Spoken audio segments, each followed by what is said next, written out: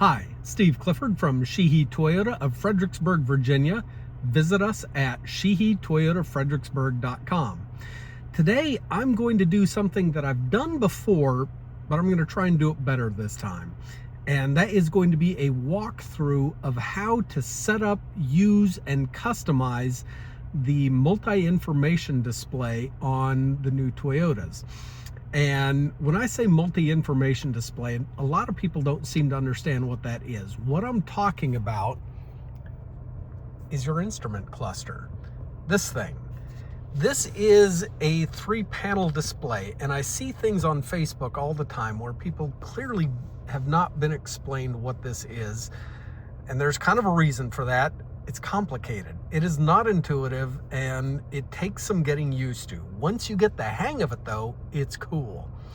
So let me explain what it is we're even looking at here. So this is a 3-panel display. You have 3 different areas that has information to view. Over here, I have gas mileage. In the middle, I have settings. And over here, I have trip meter B. So I'm going to show you what that is, but first of all, I want to point out that this is not the only thing you can look at. You can use your little arrows here, and I'm going to hit the right arrow, and you're going to notice that when I do that, it says view number 3.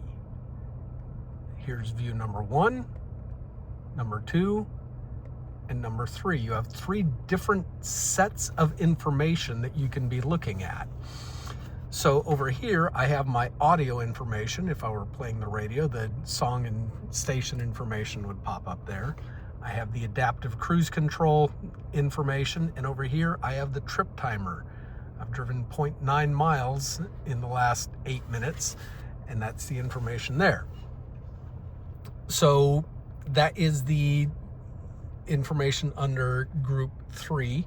If I go over to group 1, you're going to see I have my 4-wheel drive indicator, my slip indicator. I have a map, and I have my tire pressure sensors, which, by the way, I need to do something about that spare tire, don't I? Anyway, so you can look at 3 different sets of information. Well, you can also customize this. You can customize what it is you're looking at. How do you do that? Well, you would push and hold the OK button here until you see those brackets show up. Now I'm going to use my right arrow to go over here, and then I'm going to use my up and down arrow. I could turn on the traction monitor. I could do a pitch and roll for off-roading stuff. I could view my trailer brake information, auxiliary gauges. There's a blank option, or driver support, drive info. And you can do that with things to the right and to the left, but you can also customize that. So over here you can look at oil temp, turbo gauge, blank, fuel economy, navigation, audio. But if you slide even further over to the left, you can select which things are even available to be viewed. Now I'm using the up and down arrow and the OK to go down, and you can decide which things you even want to be viewable in each one of these panels.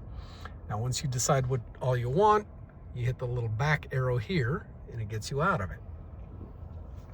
So that's kind of cool. Now I do want to comment before I go on here about the map. Right now my map is showing up. It doesn't always. Don't ask me why. Toyota is aware of this, but for some reason that map will randomly vanish. Strangely enough, so will the tire pressure monitor, but the tire pressure monitor comes back a lot more often. This is not up there very much. I hate it. Nothing we can do. It is what it is. But so if you select that as something that you want to view, it's just going to be there.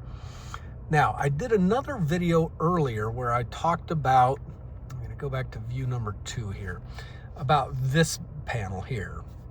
Now, let's say you want to reset your fuel economy. You know, you've been driving for a while, maybe you fill up with gas, so you push and hold the OK button, wait for the brackets to come up, hover over that, then push and hold OK, and it's going to reset your fuel economy average.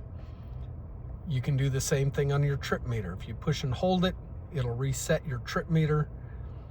And by the way, I wanted to have trip A up here, but if I wanted to reset that, you just push and hold the OK button and it'll reset your trip meter.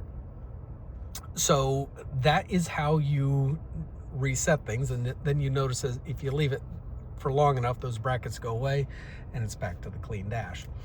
Under the settings too, so once you fire up the brackets, if you push the OK button again, then you can get into your settings and you can go down and change your pre-collision, your parking sensors, all that kind of stuff. You can toggle them on and off. Some of the things you can change, you can go to vehicle settings, you push and hold OK, and you can get into some of your vehicle settings as well. And I'm using the back arrow to get out of that. And now we're back there. So that is a tutorial of how to use and set up and customize the 3-panel style multi-information display, also known as the instrument cluster. So I posted this once before and I made a mistake. I had my Apple CarPlay running and it didn't record any audio. So hopefully this time it's up there correctly with audio and I'll get a good video up here today. I hope this has been helpful. Please consider subscribing to my YouTube channel. Thank you for watching.